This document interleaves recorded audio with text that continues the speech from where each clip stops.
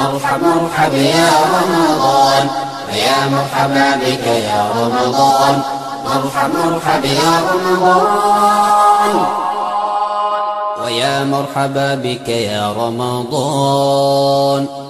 صاصع يا رمضان ولقوا سقاي يا رمضان صاصع يا رمضان ولقوا سقاي يا رمضان مرحب مرحب يا رمضان ويا مرحبا بك يا رمضان مرحب مرحب يا رمضان ويا مرحبا بك يا رمضان صاصع يا رمضان ولقوا سقاي يا رمضان صاصع يا رمضان ولقوا سقاي يا رمضان مرحب مرحب يا رمضان ويا مرحبا بك يا رمضان مرحب مرحب يا رمضان ويا مرحبا بك يا رمضان صاصع يا رمضان ولقوا سقاي يا رمضان صاصع يا رمضان ولقوا سقاي يا رمضان إلهي القرآن كوحينا وشيغيا إن صون لينو فرض يالي سيدي أمدي إنك ينقوه الرئيب الله فرض يالي وأنا يوحكلي ينقوه أهين سببت الله فرض يالي إن إلهي سبحانه وتعالى وحكت المامية لعلكم تتقون إن ألك عبسطان سبحانه وتعالى درادين يعني وحي إلهي نوت المامية دانت الصون كاللقالي هي قرد كوين الصون كاللوغة جيداينو يهي إلا قارسية ضدك منزلة التقوى أما الله كعبسي سبحانه وتعالى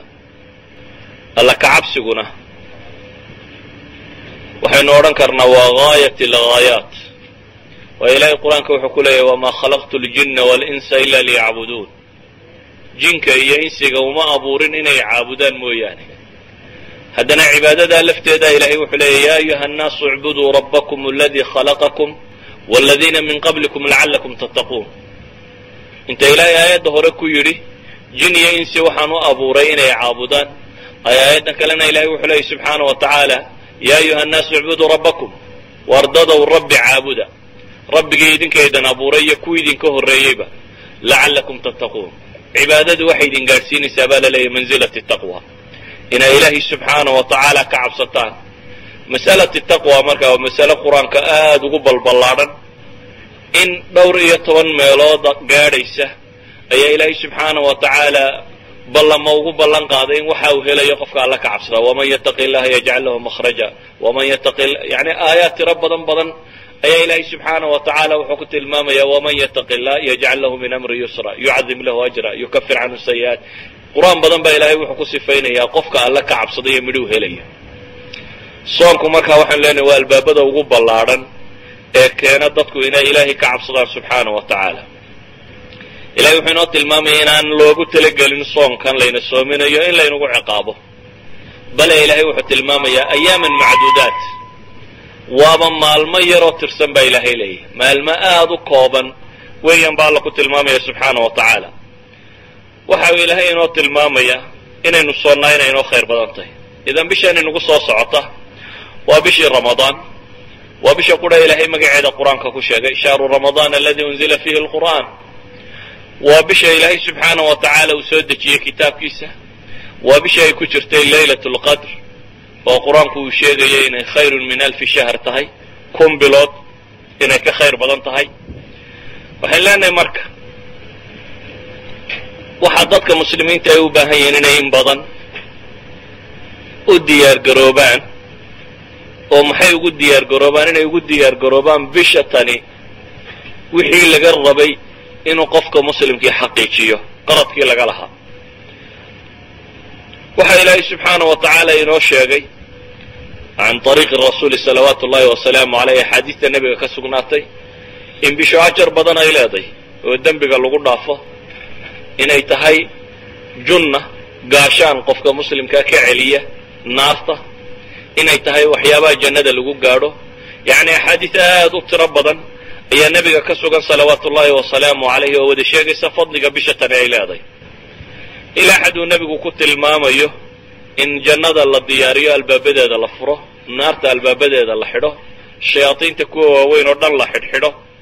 dadka waxa khayrka jecel oo dhan khayr loogu yeedhayo bisha tan haddaba waxaynu u baahan nahay inaynu cunno badan diyaarsanno uma baahnin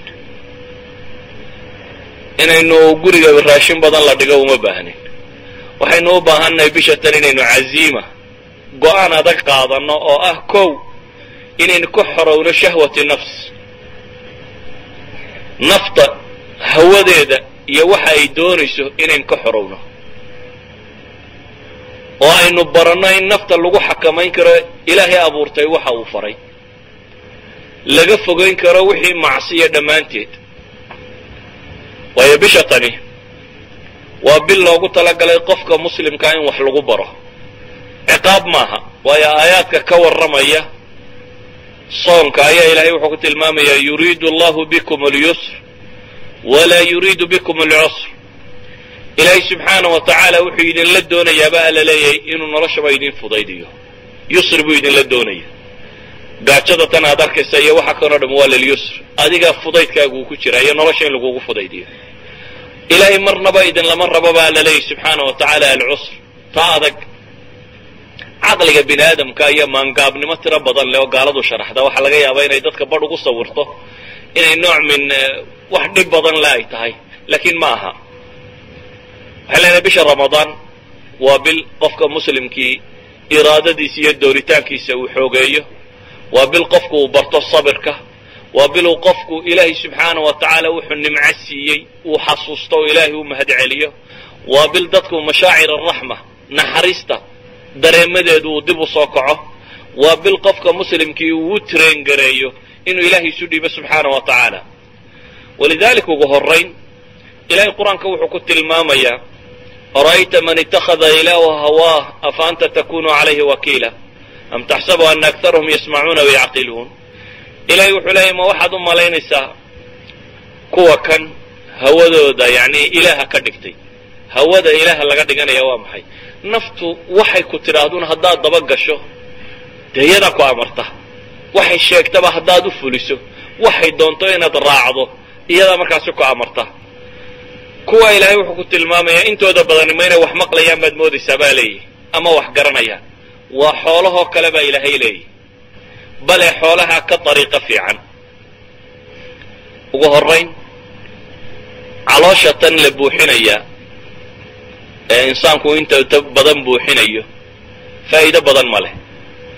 dhibta maanta taaganna waxaaba ka mid a un dadku waktigii wax la cuni jiruun bay bedelaane cunnadaba inay ramadaanta badsadaan baad moodaa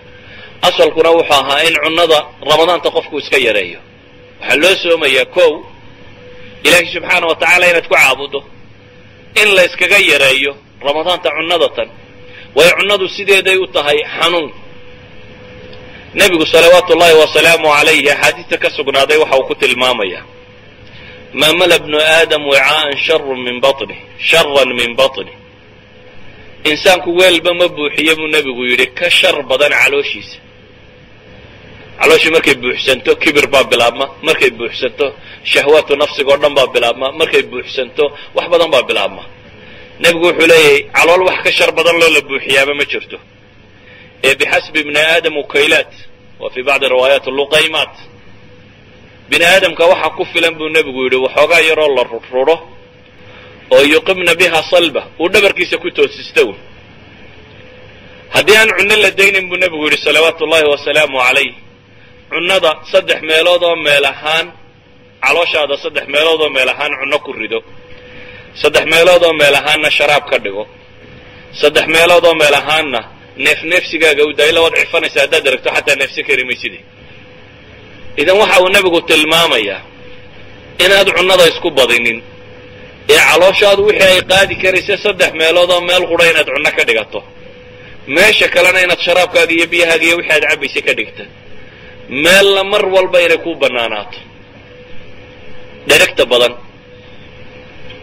waxay keentaa qofku aan caqligiisu si fiican u fakerin waxay keentaa qofka oo seexdo oo active noqon waaya yacni qofku caajisku ku bato oo idinka arkood duhurkii markaa dadku caloosha buuxsado hurdaa la wada daataa sababta keenaysa waxa weeyaan qofku waxa ka lumaya xataa nashaadkii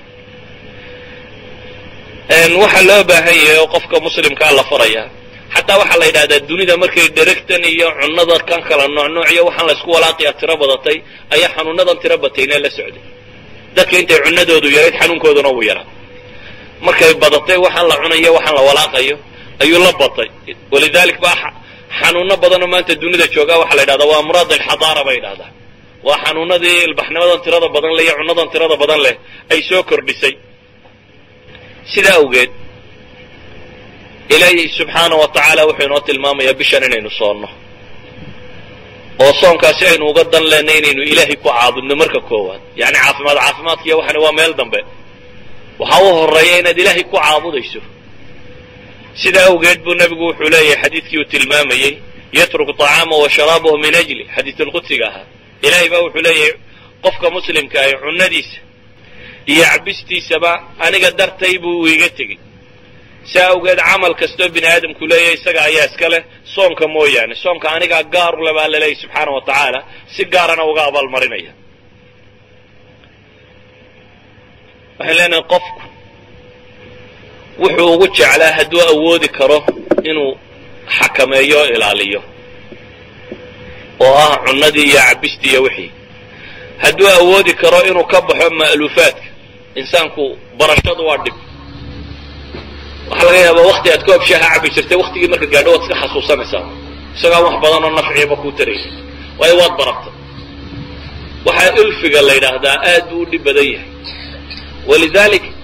ramadaantu waa madraso ama waa dugsi tababareed oo ilaahay ugu talagalay basharka muslimiinta ah oo dhammi inay galaan qof waliba maalintaasi inuu gaajoodo si uu u barto waxyaabo badan oo khayra kow wuxuu baranayaa soonku waa junna buu nebigu ku tilmaamay waa gaashaan wuxuu ka yahay min ismi dunya wa cadaabi alaakhira adduunka dembigiisuu gaashaan ka yahay adduunka dembigiisa wuxuu gaashaan uga yahay qofku waxyaabo badan oo shahwaatu nafsigaa waxa keenay dheragtan iyo cunnadan badan sidaa awgeed buu nebigu salawaatu ullahi wasalaamu calayhi markuu dhallinyarada la hadlayey waxa uu tilmaamay yaa macshara shabaab man istataaca minkum ulba'a falyatazawaj war dhallinyaro ninkii guursan karaa buu nebigu yidhi salawaatu ullahi wasalaamu calayh ha guursado qofkaan guursan karin muxuu samaynaya ilaahay subxaana wa tacaala shahwa nafsiya buu qofka bini aadamkaa ku abuuray rag iyo dumarba laakiin muxuu samaynayaa qofku waxa uu nebigu u tilmaamay cilaaji dhab ah dawo dhab ah oo nafta lagu xakameeyo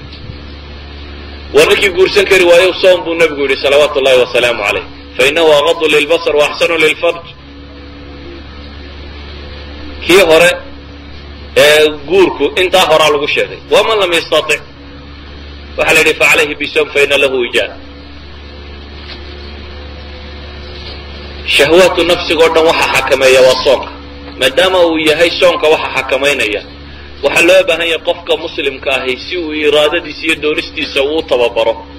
si bishan ay u noqoto bil uu jihaatamayo oo nafya shaytaan uu la jihaatamayo bil ay u noqoto uu rabo inuu ka xoroobo wax allaaliya wixii caado sayi-a u lahaa iyo xuma u lahaay oo dhan bil la rabo inuu jidhkiisa tarengareeyo naftiisaba oo uu ku tarengareeyo ilaahay taacadiisa oo maalintii inuu soomanaado oo cunno la-aado oo uu afkiisa xidho oo uu ishiisa xidho oo uu dhegtiisa xidho wixii macaasi oo dhan ka xidho yani intaad afkuun xidhato oo cunnada iska dayso haddanaad wax caydo wax maagto o kan samayso ma aha waxaa la rabaa qofka muslimkii inuu bisha tan ku barto sabirka waxaa la yidhahda dhammaantii sabir dhammaantii sabirku waa wax la isbaro walidalik buu nabigu salawaatu ullahi wasalaamu calayhi axaadiis badan waxa uu ku tilmaamayaa waxa looga baahan yahay qofka muslimkii inaanay ahayn oo qura inuu cunnada iska daayo qur-aanka ilaahay wuxuu inoogu tilmaamaya yaa ayuha aladiina aamanuu isbiruu wasaabiruu waraabituu war dadka mu'miniinta ahow sabra oo la sabir dhigta baa la leeyahay naf iyo shaytaan iyo gaalaba يعني عد عدو قاعد السيسان ما ها عدو فضوضه ما أنت وهو الرئيس بتشبيه أما شان عشان مركز صنطة بعد كتخلص يسماه وعدو سنكو صبرية مراودة كوكو سمينيو انت الربين وديب كوي عليو إذا وحلقا الربا إن الله صبر دقتي دو صبر كعبو النغضان مد تربى ضنيا ولذلك بشاني ما هصادتك بدايو فهمان بالمالنتين اللي هردو هبين كينا وحلا عنو اللي سوچيدو وقت جي عنده ولا بدلي wax kala badan oo isbedelay baanu jirin awal ba habeenkii fiidkii inta aad ka seexato bad subaxii soo taas jirtay adigoo 8 saacadood 9 saacadood waxba cunin intii inaad maalin ku badasho qura maaha waxa la rabaa waxa weeyaan inaad maalintii si dhab ah u soo manaatid si aad u heshid tarbiyadani maxay tahay askariga caadiga marka la tababarayo looma sheego war hadala lama yiraahdo in qoriga saasa loo cabaya saana waa loo ridaa cadawgu markuu intaas ku soo jirsadaa la fidaa buuraha waa la koraa meeshii ka soo baxda saasa looga baxa biyaha waa la iska daayaa waa la yareystaa inta haddaad nin u sheegto ma u malaynaysaa inuu ku dagaalgalayo tiraado waa lagu tareengareeyay haddaba front line ka qabo hore dagaalka gal xabadana saasa beerka dhulka la dhigaa cagaara waa la isku duwaa waa ku kaa dagaal tag haddaad tiraado ma ku dagaal tegaya waa maya naftaada iyo meesha u jilicsantahay goormaad ogaan karaysaa waxaad ogaan karaysaa markaad jarribtid ee wax ka tijaabisid idan ramadaan waa bil loogu talagalay qofka muslimka inuu jihaatamo oo uu naf iyo shaytaan iyo cadow iyo cid walba la jihaatamo oo koow uu ku jihaatamo inuu doonistiisa iyo go-aankiisa inuu adkayn karo maanta waxaa laga yaabaa marka lagu wacdiyay inaad tidhaahdo waagaasi hadduu beriyo qaad iyo sigaar damba ha u noqonin waxaan khayr beelaha lacagtaadina ku maratay laleeyana waa xaran maxaa kugu wada waxaa laga yaabaa maanta marka sheekhu ku wacdiya inaad tidhaahdo habeen dambe ha isku seexaninun maxaad la hurdaa ma baktaa tahay kaco ilaahay u tuko saa dambe marka mid kale ku wacdiya waxaa laga yaabaa inaad tidhaahdo maxaa been kugu wado runun sheeg ilaahay baa ku abuurto ku arsaaqaye laakiin naftu mar dhow bay ku leedahay saa dambaad horta runta sheegaya iminka beenta waxoogaa baad ku helaysaa iska wata mar dambe bay kuu sheegaysaan horta bisha dambaad joojin doontaa ee maanta iska sii qayib aroorta horta baakadka intaad damaynayso iska sii wad ka dambaanad iibsan doonini waa maxay waa lagu seeta dheerinaya naftu laakiin maxay u baahan tahay waxay u baahan tahay in la xakameeyo waxay u baahan tahay inuu qofku doonistiisa iyo go-aankiisa maanta laga yaabaa inaad tidhahdo wararta qur-aanka maxaad u qaybi weyday qayb laba cashuu fadhiisanayaa من لبا صفحو قيبيا دور سورادات بو سو ودايا حاجه markuu si wado xaga daba ka soo ilaabaya dabeetana war dhib badan yahay soo dhanaya soo ayar buu uga baxaya naftu waxay u baahan tahay in waxa aad rabto inaad ku tireengareyso inaad xakamayso ilaa intay dacalka kale ka gaariso ramadaan marka ma habil aajis iyo daal iyo lulo iyo habeenkii iyo la soo jeedo maalintii iyo la hurdo habeenkii iyo wax la cuno ama la qayilo maalintii iyo la iska wada hurdo nooca ma ramadaan waa bil loogu talagalay camal wixii aad qabsan jirtay inaad qabsato kow inaad soonto ilaahay aad u soonto adigoo ilaahay ugu dhawaanaya subxaanahu wa tacaala adigoo raba inaad naar ka baxsato waayo waxa la yidhi ramadaan ama soomku waa gaashaan naarta la iskaga gufeeyo la iskaga celiyo adigoo raba inaad janno ku gaadho waayo waxaa nebigu sugayaa in gurufaadka jannada meelaha ugu sarsareeya waxa lagu galay soontu ka mid tahay ama se albaabada jannada 8 mid ka mid inuu yahay maxay baab uu ka gala dadka sooman oo quri sida daraadeed qofku koow wuxuu u soomayay inuu ilaahay ku caabudo subxaanahu wa tacaala iyo cibaadadaas ku helo laba wuxuu u soomayay inuu naftiisa ku tarbiyeeyo oo manzilatu taqwa maaha meel si fudud lagu gaadho meel dhadhowna maaha oo habeen iyo maalin lagu gaadho waa meel u baahan camal joogto ah idan ramadaantu waa qofku meel uu iskaga jaro wax allaaliya wixii caado xun u lahaa waa meel uu ku barto dulqaadka ilaahay bishatan wuxuu ina yidhi xataa haddii lagaa gardaranayo lagu caayo waxa lagu yidhi dulqaado nebigu salawaatu ullahi wasalaamu calayhi muxuu tilmaamayay haddii qof uu ku caayo ama uu ku maago ama uu kula dagaalamo waxaad ku tidhaahdaa buu nebigu yidhi innii saa'im laguma odhan hadda iska celi asalku waa fajazaau sayi'atin mislaha laakiin ramadaan waxaa la rabaa in madraso kale lagaa soo saaro waxaa la doonayaa in naftatan la baro dulqaadka oo maanta inta ugu badan le qof yani waxa kuugu weyne waxay ahayd diintaadu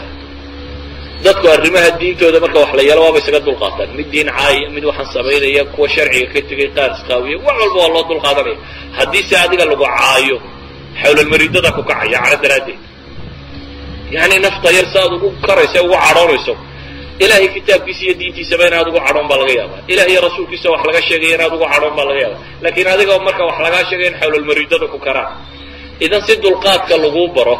laguma odhan waxa kaloo dhan ka dulqaada waxa lagu yidhaha adiga marka lagu caayo haddaba ama se lagula dagaalamo in qaatalaka ahad aw shaatalak baa lagu yidhaha adiga haddii lagu caayo ama lagula dagaalamo waxaad tidhaahdaa buu nebigu leeyahy fa innii saa'im war waan soomanahay ku dheh waan soomanay macnaheedu waa maxay waxaa la rabaa naftaada in xilmiga la baro dulqaadka nebigu wuxuu leeyahy inama alcilmu bitacallum wa inama alxilmu bitaxallum xadiidkii ka sugnaa nebigu wuxuu tilmaamaya salawaatu ullahi wasalaamu calayh cilmigu waa barasho qofna intuu meel fadhiisto iskagama soo dego ee waa qof habeenkii u soo jeeday oo maalintii daraaseeyey oo sheekhu wuxuu u dhigay ku noqday oo intaasoo kitaab sii baadhay oo masalada isku dayay inay isaga u baxdo o u dilaacdo oo wax badanoo waktiya ku lumiyey idan cilmigu waa barasho buu nebigu yidhi salawaatu ullahi wasalaamu calayh wuxuu kaloo yidhi dulqaadkuna waa bitaxallum dulqaadkuna waa barasho isna asalka waxaa jirta naftu inay u dhalato waayo nebigu salawaatu ullahi wasalaamu alayh saxaabigu u yimi waa kii ku lahaa laba khasloo ilaahay jecel yahay baad wada leedahay labadii khaslo ama labadii shay oo uu alla jecel yahay aad leedahay waxaa ka mida minuu ku tilmaamay xilmiga dulqaadka dabeetana wuxuu yidhi makhaslada anu waa iska doondoonay mise waa kuwa jibiliya waa jibili buu nebigu ku yidhi ilahay baa kugu abuuray oo waa abuurkii ilahay ku siiyey bay ka mid tahay dadku asliyan wuu kala dulqaad badan yihi laakiin iyadoo la kala dulqaad badan yahay haddana nafta la bari karaa ka dulqaadka yarle wuu isbari karaa nafta wuu xakamayn karaa walidalik baa ilahay qur-aanka wuxuu ku ammaanaya waalkaadimiina algayda waalcaafiina can innaas kuwa cadhadooda qarsanaya kuwa dadka iska cafinaya ramadaan markaa waxaa la rabaa inay noqoto bilaad nafta tababarto oo haddaad hadal badnayd aad hadal badnida iska dayso man lam yadac qawla zuuri waalcamala bih falaysa lilahi xaaja nebigu salawaatu ullahi wasalaamu aleyh xadiidkii ka sugnaaday waa kay tilmaamayay ninka aan ka tegin hadalka beenta iyo barkhaati beenaala iyo ku camalfalkiisa ilaahay baahi uma qabo inuu ka tago طacaamkiisa iyo sharaabkiisa idan waxaa la rabaa waxa weeyaan inaynu nafta barno sabirka inay ka sabirto hawa nafs inay ku sabirto ada alghayr dadka kale dhibta ka soo gaadhaysa inay ku sabirto takaaliifta mashaqadeeda daacada naftu iyo waxay doonayso ee shahwaata inaad xakamayso oo aad ugu horraysiisayba cunnadii iyo wixii la nooc ah haddii markii hore waxyaabaha sharcigu bannayn aad cuni jirtayna dee iyaga aad furabad iskaga tagto aad weligaaba dhaafto daad iyo sigaar iyo wixii la nooc aha maalinta ramadaan oo dhan haddaad sigaar ka qatantay maxaad habeenkii u cabbi kusii wadundi mar haddaad 12 saacadood u kusoo dhaaftay ama 14 saacadood maxaa kugu celinaya maqribka markay gaadho maqribkana allihii ku yidhi waa mamnuuc weli waa kuleeya waa mamnuuc idan jooji sida kuwaas nafta traingaree oo dib ha u celini waxaad u baahantay marka hawa nafsi inaad ka xorowdo dee kuwa jannada galana maxaa lagu tilmaamay wanaha nafsa can ilhawa maxaa la yidhi qoladaas unbaa maxay ah fa ina aljannata hiya alma'wa ninka naftu waxay doonayso ka celiya qoladaas baa ma'wigoodu janno yahay baa la yidhi marka waxa laga yaaba ilaa maanta haddii lagu yidhaahdo haddaad 5 saacadood sigaarka iska dayso ama $5,000 baad leedahay ma umalanaysa mid sigaar cabo magaalada jooga inuu cabbi lahaa $5,000 la sheego la waayo nin waliba wuxuu isleeyahay war naftu balarta meeshay doontay intan ka joojiyo 5,000 horta qaado bal ka warran iyadoo lagu leeyahay janna carduha asamaawaatu walardu baad leedahay haddaad iska dayso ilaahay amarkiisa raacdo oo ilaahay qur-aanku leeyahay ninkii wanaha nafsa can ilhawa fa ina aljannata hiya alma'wa la leeyahy war nafta hawadeeda haddaad u diiddo janna ku ah baa la yidhi degaan idan inaad qiiq laga burbursiiyo naftaada waxyeelaya aad dhaafsato janno waa waxaad u dhib badan adoo weliba ramadaan jooga adoo weliba jooga bishii cibaadada loogu talagalay adigoo jooga bishii loogu talagalay inaad nafta rabayso kobciso oo barbaariso oo aad xumo oo dhan ka ilaaliso idan waxaa muhimkii wuxuu yahay inaynu nafta barno asabru can ilhawa inay hawadeeda ka tagto oo aad iminka usii qorshayso siday u joojin lahayd inaynu nafta barno inay ada annaas aw ada alghayr dhibta dadka ka soo gaadhaysa inay ku dul qaadato inaad barto inaad nafta bartid inaad daacada ku sandullaysid daacadu waa takliif yani takaaliif bay shareecadu tidhahdaa takliifkuna kulfa waa wax mashaqa ku jirto dhib baa ku jirta sida awgeed baa culamaa'i salaf wax rag ka mida laga sheegaa wuxuu idhi 20 sannadood naftaan ku xakamaynayay buu yidhi inay salaatuleyl u kacdo 20kii dambena waan macaansanayay buu leeyahy yani 20kii hore culays bay ahayd oo waan ku qasbayay inay habeen kasta toosto markii dambena munaajaatu rabbi alcaalamiin baa dhadhan iyo xalaawo ii yeeshay oo anaaba macaansanayo u baahnaa buu leeyahy naftu waxay u baahan tahay muddo in la xakameeyo la tolo oo la qasbo oo la sandulleeyo oo lagu adkeeyo idan waxaad u baahan tahay bishatan maalin oo dhan inaad soomanaatid maalin oo dhan inaad wardidid maalin oo dhan inaad xoogsatid maalin oo dhan inaad ilaahay ka baqatid waxaad kaloo u baahan tahay habeen oo dhan inaad taagnaatid ramadaantii inaad habeen oo dhan taagnaatid oo ilaahay baridid subxaana wa tacaala inta ugu badan leh haddaad nafta aynu ka adkaano ilaahay baa ballan qaaday iyadoo dullaysan inuu u gargaarayo walaqad nasarakum allahu bibadrin waantum adilla baa ilaahay leeyahy beder ba ilaahay waa idiin gargaaray baa la yidhi idinkoo adilla ah daliilnimadu waa maxay waa ummada aan haysanin maxay almuqawamaat alxarbiya ama wixii lagu guulaysan jiray nimaanu agtiisa oolin oo ilaahay subxaana wa tacaala haddana uu gargaarayo idan waxayn leenahay xataa macrakooyinkii waaweynaaye muslimiintu galeen intooda ugu badani ramadaan baa ilaahay ugu gargaaray xataa cahdigii nebiga beder baa ka mid ah fatxu maka ka mid ah yani ilaahay subxaana wa tacaala iyagoo sooman ayay u dirirayeen oo u dagaalamayeen oo alla subxaana wa tacaala u gargaarayay waxaynu markaasi u baahan nahay inaynu isticdaad usii samayno bishatan ramadaan oo ah inaynu ku talagalno naftan inaynu rabayno inaad naftan gaadhsiiso mansilatu taqwa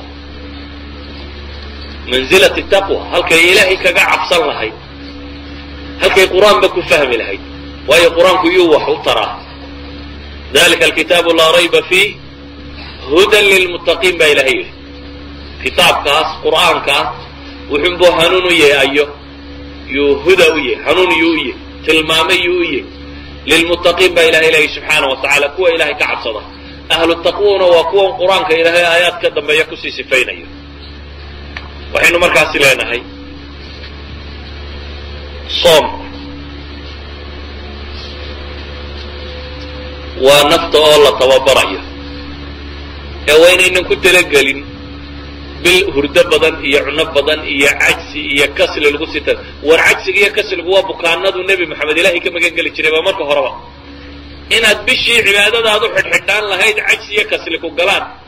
oo aad noqoto qof intuu shaqadiisii ka tegay seexday inuu yidhaho waa soomano habeen iyo maalinba meel u khuurinaya inaad ahaato cajsigan iyo kasliga kani waa wixii marka horeba nebigu salawaatu ullahi wasalaamu alayh ducooyinkiisii maxaa ka mid ah allahuma innii acuudu bika min alcajsi waalkasl ilaahay o adaan kaa magan galay buu lehay caajisnimo iyo kaslaannimo daal iyo waxa la nooca adaan kaa magan galay idan bishaadii cibaada inay noqoto wixii alla uu nebigu ka magan galaya waa wax faalxun idan bishataan waa inaynu ku talagalnaa inay noqoto bil aynu u diyaar garowno inaad askarinimo marayso laakiin askarinimo xaggaad u maraysaa askarinimo janno lagu galaad ku socotaa oo naar lagaga xoroobo askarinimo cadowgii ugu xooga badnaa layskaga celiyo oo ah shaytaan iyo ibliis inaad iska celiso nafta inaad iska celiso waayo nafta bini aadamka ahi ilahay qur-aanka mar wuxuu ku tilmaamaya inay tahay ina nafsa la amaaratun bisuu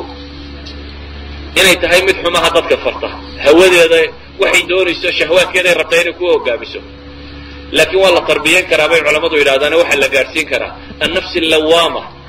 lawaamadu bay yidhahdeen waata iscanaanata marka khayr fiicani dhaafo iscanaanata ama macsi markay samayso ka toobadka intee weli hogaanka isu haysa waa laga sii kori karaa baa la yidhahdaa ee waxaa la gaadhi karaa bay culammadu sheegaan maxay annafsi almutma'inna yaa ayatuha annafsu almutma'inna kuwa ilaahay qur-aanka uu ku tilmaamayo oo ah tu ku xasishay ilaahay dikrigiisa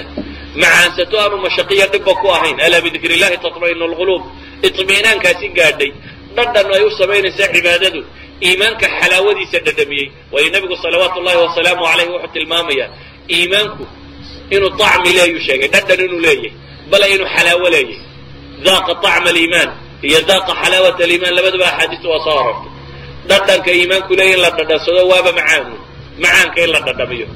inta aan macaanka cibaadadu kuu dhadhamaynin naftu weli tarbiyay kaaga baahantay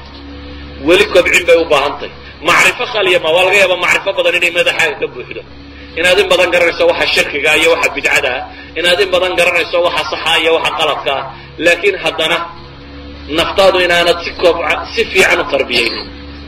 nafta in si wanaagsan loo tarbiyeeyaa waa waxa ramadaan laynoogu waajib yeelay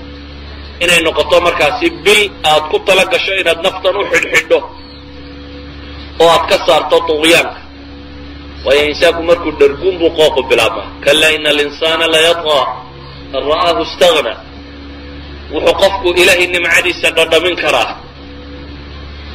marka aad dareento gaajada iyo daalka iyo alamka iyo dhibta markaasay nimcadu dhadhankeedu leedahay ilahay wuxuu ina leeyahy wamaa bikum min nicmatin fa min allah wax allaaliya waxaa nimco haysataan xagga allay ka timid laakiin nimcadu marka la waayaabaa dadku dareemaa hadda waad caafimaad qabtaa caafimaadku qiimo kulama laha amase ugu yaraan ma xasuusnid inaad caafimaad qabto xataa inaad tidhahda alxamdu lilah ilah wadaa caafimaadkiisa ma xasuusnid laakiin markaad ise soo dul taagto mid ay ka sii baxayso ama aad aragto mid taahayo sakaraadsan ama aad dakhtarka tagto aragto dadkan jiifjiifa iyo say tahay markaasaad waxaad dareemaysaa nimcadaad haysaynaytay waxaa laga yaabaa adigu markan inaan waxoogaa shilimi jeebkaaga ku jirin inay ku cadho gelisayba aad leedahay saakao dhan waa kalaahsana wallahi shilin ma soo qabanin intaa un inaad la xanaaqsan tahay si aanad arkaynin waxa kale nimco aad ku sugan tahay iyo inta ay leegtay walidalik ba waxay idhaahdaan masalan sixadu bay idhaahdaan waa taajun fii ru'uusi lasixa bay idhaahdaan caafimaadku bay idhahdeen waa taaj saaran maxay kuwa caafimaadka qaba laa yaraaha ila almardaa bay idhahdeen laakiin ma arka bay idhaahdeen kuwa buka mooyaane adigu taajkan caafimaadka ku saaran arki mayside kan liita ee taahaya ee baahan baa arkaya kaagan durdurinaya iyo wuxuu nimco haysto idan ramadaan waa biluu qofka muslimkii wixii ilaahay nimco siiyey uu dareemo markaad gaajooto waxaad garanaysaa dadkii gaajadu haysay markaad harraaddo waxaad garanaysaa harraadku dadku hayay markaad daasho waxaad garanaysaa dadka daalku hayo waxaasoo dhib oo alam oo nafta soo maraya mar kale waxaa laga yaabaa salaadiina in hooyadaa quraac ku siin jirtay ama adigu aad iska soo quraacan jirtay uun duurkiina inaad qada bisil cuni jirtay dheeraadun inaad daydaysay waxaanaad nimco haysaba inaanay kuu muuqanin inta kaa maqanuun ama dadka kale intuu haysta unbaa kuu muuqatay ee waxaad nimco agtaada yaallo dhami kuuma muuqan ilahayna qur-aanka wuxuu ku leeyay waqaliilun min cibaadiya shakuur marka horeba waxa yar baa ilahay yidhi addoomaha inta shukri naqda ee garata nimcooyinka la siiyey idan ramadaan waa bil laynagu tarbiyaynayo inaynu dareenno waxaad nimco haysato waxa alle subxaana wa tacaala nimco ku siiyey ee maal leh ee guri leh ee hooy leh ee nabad leh ee cibaada leh waxaad haysato ee kayrkaa uu la-yahay waa meel lagaaga baahnaa inaad dareento sidaa awgeed ramadaanku waa bil gaajo dadkao dhan la wada saaray ama xoolo lahow ama xoola halaalin ama faqiir ahow ama qani ahow ilahay wuxuu yidhi intaasoo saacadood waa la wada qataraanaya qof waliba gaajada waa baranaya kii xoolo lahaa iyo kaan xoolo lahaynba dadkao dhan waxaa la leeyahy waa muwaasaat fi lxirmaan yani baahidaa laydinku walaalaynaya si aad u garato maxay berrinta dadka baahan dhibta haysata haddaad weligaa iska dargi jirtay uun waxay ka sheegayeen qolo gaaleed oo kibirtay ayaa dad mudaharaadaya aragto war dadkani maxay waayeen baa la yidhi waxaa la yidhi roodhidii baa faransiiska laga waayo dadkii baa mudaharaadaya oo may koogooda cunaan bay tiri hadday roodhida waayeen yani caqligeedu wuxuu u fakerayay dadka roodhi waayey dee keegna waa iska haystaane keega ha cunaan labada waxay ahayd sida kale yani qofku markuu dhergo wax badan ma oga walidalik markaad gaajooto wax badan baad dareemaysa waxaad dareemaysaa masaakiinta iyo inaad u naxariisato waxaad dareemaysaa inaad ka mid noqoto inamaa nuطcimukum liwajhi illahi laa nuriidu minkum jazaan walaa shukura inaad noqoto kuwa ilahay la wayuطcimuuna aطcaama calaa xubihi miskiina wayatiima waasiira inaanad ka mid noqonin kuwa ilaahay lahaa walaa yaxudu calaa طacaami lmiskiin qaar baa ilahay wuxuu ku ceebeeyey ma quudiyaan lama odhan ma dhiiri geliyaan baa la yidhi iyagu masaakiinta in la quudiyo waayo dadku saddex un buu uqaybsayay mid wax haysta mid aan waxba haysanin ka wax baryaya mid baa jira aan waxba haysan laakiin kuwa haysta wax ka siin karaa adiga waxaa lagu rabaa haddaan waxba haysan lakiin kelmadaadu ay masmuuc tahay inaad tiraa war masaakiinta ha la quudiyo waa la quudinaya haddaad inta aadna ku bakaysho waxaad soo gelaysaa walaa yaxudu calaa طacaami lmiskiin masaakiinta ma quudiyo kuwaa la yidhi ma booriyo in masaakiinta la quudiyo. idan bisha ramadaan waa bil qofka muslimkaa la baro gacan furaanta. naftu bakhaylnimada ninna looma dhigo, way iska wadataa. ninna daris bakhaylnimo cid uma baahna inuu dhigo. ilaahay baa yidhi waxdirat ilanfusu shuxa, bukliga waa lagu ururiyey ilaahay baa yidhi. laakiin wuxuu kaloo ilahay yidhi subxaana wa tacaala waman yuuqa shuxa nafsihi faulaa'ika hum lmuflixuun. kuwa bakhaylnimada naftooda laga ilaaliyo kuwaas unbaa liibaanay baa ilahay yidhi subxaana wa tacaala. si awgeed baa bisha tan waxaa lagu tilmaamay inuu nebigu ahaa maxay ajwad bilkhayri min alriixi lmursala bay yidhahdaa. bisha tan nebigu dabaysha babanaysa gacantiisu way ka dheerayn jirtay. isagoo nebi moxamed salawaatu ullaahi wasalaamu calayh weligiiba wax la weydiistay maya aan odhanin. qofba aan may ku odhan wax ku siin maayo, qofnaba aan ku odhan, ee wax kasta uu haysta bixinayey. oo hadduu wax waayo xad gaadhsiisnaa inuu dadka kale yidhahdo war yaa martidan iga kaxeeya ama yaa qofkan wax iga siiyey, ama inuu isu taago o yidhahdo war kuwan waxa la soo siiyo. isagoo sidaa dareemayey ayaa haddana waxaa la yidhahdaa bisha tan bilaha kaleo dhan wuu kasii deeqsiisnaa. idan bisha ramadaan waa bil lagaa rabo, maadaama la rabay nafta inaad tarbiyayso. waxaa la rabaa inaad ku tarbiyayso soon, waxaa la rabaa inaad ku tarbiyayso salaatu leyl, waxaa la rabaa inaad ku tarbiyayso qur-aanka iyo akhriskiisa, waxaa la rabaa inaad ku tarbiyayso adduunka iyo bixistiisa.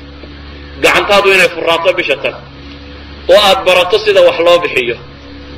walidalik baa nebigu salawaatu ullahi wasalaamu calayhi waxyaabuu ajarka badan ku tilmaamaya maxaa ka mid ahaa iftaaru saa'im. qof kaloo miskiinoo sooman inaad afursiiso waa waxyaabaha bishan la baxsada acmaasha ugu fiican bay ka mid tahay. saa daraaddeed buu nebigu lahaa man fatara saa'iman kana lahu midlu ajri. qof sooman ninka afuriya ajarkiisa ajar leeg buu leeyahy, hayra annahu laa yunqas min ajri saa'imi shaya. kan soomanna iyadaan ajarkiisa waxba laga koobaynin. in sha allah waxaan xadiis sheegaya waa iska soo koobay, laakiin waxaan rajaynaya waxaan xasan iyo saxiixayn inaanan sheegin. waxa uu nebigu tilmaamaya salawaatu ullahi wasalaamu calayh in uu sheegayo waxbixintu sida ay u fiican tahay iyo in dadka la quudiyo. idan bisha tani waa bil la barto qofka muslimka ah inuu garto kuwa kale walaalada iyo muslimiinta ee baahan iyo gaajada haysa iyo waxbixinta inuu barto iyo naxdin dadka in loo naxariisto inuu barto. waayo naxariistu ilaahay baa inagu sadaqadaystay, rabana inaynu wax dadka u naxariisano. ilaahay naxariistiisa waxaa kaaga filan amhila buu nebigu bixiyey salawaatu ullahi wasalaamu aleyh xadiidkii bukhaari. iyadoo dad la soo qabqabtay oo gabadhi ilmaheedii ay weyday oo hooyo ilmo yaroo ay dhashay la oo bilistamaysuu nebigu arkay. saxaabadii oo dhan dadkiibaa arkay, yani islaantiisay u warwaraysa u ordaysa ilmaa u daydayayso. markii dambe kii yaray ay dhashay murjaca heshay way labdoodoo laabtay ku nabtay. iyadoo midhkii yaraa isku nabaysa buu nebigu wuxuu ku yidhi saxaabadii war ma wadanaysa tani inay ilmahan dab ku ridi lahayd. yani waa mawqif xaraj ah. ilmahay u wareersanayd ee daydayaysa ee markay heshay laabta ku nabtay inay dab iskaga ridaa macquul maaha. wuxuu nebigu yidhi ma u malaynaysaa taasi inay ilmaheeda dab ku ridayso. markaasaa lagu yidhi maya ilaahay rasuulkiisiiyo faallahu arxamu bicibaadihi min hadihi biwaladiha buu nebigu yidhi. ilaahay addoomihiisa uga naxariis badan tani ilmaheeda sidaanay ugu dhegan tahay. ilaahay baa ka naxariis badan. idan ilaahay subxaana wa tacaala wuxuu inaga rabaa inaynu naxariista baranno bisha tan oo aynu u naxariisanno dadka ducafada, masaakiinta, agoonta. waayo ilahay wuxuu ina leeyay watawaasaw bisabri watawaasaw bilmarxama, inaynu isu naxariisanno. waxaa laynoo tilmaamayey habar lagu cadaabay aakhiro inay bisad xidhato waxna quudin weyday siina dayn weyday. qofka dad xidha ee laayana maxaad u malaynaysaa haddii bisaaska xidhistiisa waxna aan la quudin suuqanaa lagu sii daynin laysku cadaabayo. waxaan leenahay waxa loo baahanya inaynu baranno bisha tan wax aad u tiro badan leh, wax aad u tiro badan leh inaynu bisha tan baranno. taasi waxay u baahan tahay bishan waa bil fadaa'il aad u tiro badani ku soo aroortay. isticdaadkay inooga baahan tahay waa maxay? waa inaynu is-ogaysiinno oo u diyaargarowno. maxaynu u diyaargaroobaynaa? waa inaad u diyaargarowdaa bishaas aad ilaahay isugu taagi lahayd ee soddonkaas marnaba kow taraawiixdii hortaa dambaysee salaad waajiba inaan faralkeed ku dhaafin. dadka waxaan arkaa oo taraawiixda u dadaala oo in badan salaada subax jamaceed uu ka tegayo taraawiixda oo dhan hal salaad subax baa ka fiican salaad subax iyo jamaceed baa ka khayr badan taraawiixda saa daraaddeed kow bishan mar haddaad dadaalayso horta shantii faralka ahaa iyo jamac ku tukashadoodii waa inaad ka dalaasho iyaga waa inaad meel dhigtaan ee ku wada hadal yeelan intaa kadib waa inaad isku daydaa inaad salaatu leylkaaga u kacdo ama taraawiix kusoo tuko ama keligaa guri ku tuko ama mar dambe tuko ama mar hore tuko mar waliba waa kuu bannaantahay inaad salaad badsato inaad qur-aan badan akrido nebigu salawaatu ullahi wasalaamu caleyh qur-aanka akhriskiisa wuu laazimi jiray laakiin bisha ramadaan wuu ka badnaa walidalik ba xataa jibriil intuu u yimi ayuu bilihii ramadaan 2 jeer buu la subciyey tii u dambaysay nebigu geeriyoonaya wuxuu la subciyey maxay 2 jeer buu bisha ramadaan la subciyey idan qur-aanku iyo akhriskiisu xoogsigaynu xoogsanoo dhan wuu dhacda kuma intuu subax walba ka laho neef geela oo ama hadda dhalay ama iminka foolanaysa soo shaqaysta waxaa laga yaabaa neefka geela foolanaysa waa imisa $350 meelahaas ay sariibada ka maraysaa baan u malaynaya ilaa $300 wixii ka badan bay joogtaa hal aayad oo aad akhrida buu nebigu yidhi taa geelay dhalaysa hal aayada baa ka khayr badan buu nebigu yidhi 2 ninkii akhriyaana 2 geeloo dhalayuu soo shaqaystaa la yidhi 3 ninkii akhriyaa waa 3 waa xadiis saxiixa oo miyaanad awoodi kara faatixada haddaad akhrido macnaheedu waxa weeyaan 7 geeloo dhalay baad shaqaysatay qiimahood imisaad markaa isku dayaysaa inaad shaqaysato يعني وين القرآن آخر سكاجي بطا ولبا رمضان وين كسي بطا وقت جي كله أنت دخلي جرتي رمضان وقت جي كله أنت دخلي جرتي وين كسي بطا ولبا هبين كيس كل ضيدا أنت بدن هذا طيب سنت هنا السلادة كنت كتو وحبك أحمد حتى هذا 9 مون هيسو رجعت والبسط 9 مون دم وضاح قوي توقع رجعت هذا دم تقوي توقع 9 ما كنت حاجة أحمد يا inaad baqsato baa muhima qur-aan badan inaad akhrido oo aad laazimto ayaa muhima waxa muhima inaad salaad badan tukato waxa muhima nafta inaad ku rabayso inay bisha tan xumo oo dhan iska dayso haddaad cayb badnayd haddaad kaftan badnayd haddaad hadal xumo badnayd waxaasoo dhan inaad ka guurto idan waxaan leenahay waxaynu u baahanay training baynu gelaynaa inaad trainingkan usii xidhxidhanno oo intaanay bishu bilanin inaan qorshayno maxaan ku talagalay bishan inaan qabto imso salaadood inaan habeenkii tukado maalintii inaan wardi intee leeg akhristo inaan intee soomo yani waa inaad ku tala gashaa bishu intaanay bilanin qorshahaaga oo dhan awraadaad akhriyi lahayd iyo adkaartaad akhriyi lahayd iyo si aad u cibaadaysan lahayd waa inaad ku tala gashaa waa inaad ku tala gashaa bisha tan war waa nimco waa tijaara waa mawsim waa waqti aad u baahantay inaad ilaahay subxaanaه watacaala la tijaaraysato waktigaasi si aanu kuu dhaafi lahayn isticdaadkeed waa inaynu dhammaanteed samaynaa walidalik ba waxaa laga sheegaa salaf 6 bilood ee ramadaan ku xigtana bay yidhahdeen waxay ku ducaysan jireen bacd rijaal salaf saa laga soo aroorinayo 6 bilood ee ramadaan ku xigtana waxay ku ducaysan jireen ilaa wixii aanu ramadaan cibaado samaynay naga aqba 6 ramadaan ka horeysana ilaahu nabadgelyo nagu gaadhsii bay ku ducaysan jireen ramadaan uuna ilaahu aanu gaadhno innaga ayaa ku ducaystay ilaahu ramadaan igaadhsii war awal caawa ramadaan ma bilatay maynu isweydiinaa mise may bilanin habeenka ugu dambaysa warma ramadaan yani kaanamaa aan wax weynima kuu soo hoyan kaanamaa aan wax weynba ahayn waxaanaad rajaynaysaa waxaan rajaynayaa in sha allahu tacaala inaynu nafteenna ku talagalno inaynu tarbiyayno kuwa inoo dhow inaynu tarbiyayno dadka muslimiinta oo dhan inaynu rabbayn karno ducaad inaynu noqon karno ilaahay dadka ku xidha raa'id nin sahan taga wuxuunbaa u khayr badan ninka tolkii jannana u soo sahamiya naarna uga soo diga sahan la dirto oo geedi ka daba guuro kaunba ugu roon tol iyo qaraabiya ciddaad garanaysaba inaad xaggaa ugu sahan tagtid aad isku daydo inaad janno u rabtid oo naar ka fogaysid aad isku daydid shaytaan iyo ibliis iyo gaaliya intay la halmaasha inaad ilaahay u baridid inaad ka xoroobi karto oo aad ka guulaysan karto kelmadda aan koobana aan jeclay waxa weeyaan dadkani hor fadhiya waxay u muuqdaan un طulaabulcilmigi inay yihiin waxaan akhriyayna waa intay akhrisan jirteen laakiin waa min baabi tadkira waa inaan idin xasuusiyo wadakir fa ina dikra tanfacu lmu'miniin aayaddaa taqaanay ama xadiidaa taqaanay baa munaasabad laguu sheego kaaga raad bata aqoontaadii oo dhan mithaal basiit baan ku siinaya abi bakr markuu yimi aayad qur'aanu ku akriyay saxaabada waxay yidhahdeen kaanamaa unzilat in iminkuu la soo dejiyaanu moodaynay wamaa muxammadun ilaa rasuulun qad khallat min qablihi rusul ma saxaabi aan garanayn baa jira miyaanay qur-aanka ku jirin maya waa markaad u baahnayd oo lagu xasuusiyo idan cilmigu intiisa badani ma aha tulaabulcilmi marka loo sheegayo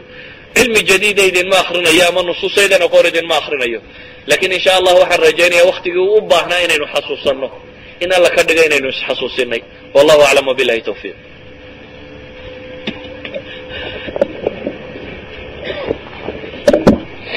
جزاه الله خير الجزاء إلهي كابال مريو شيخ مصطفى محاضرة قيم كورنتي نوسو جديي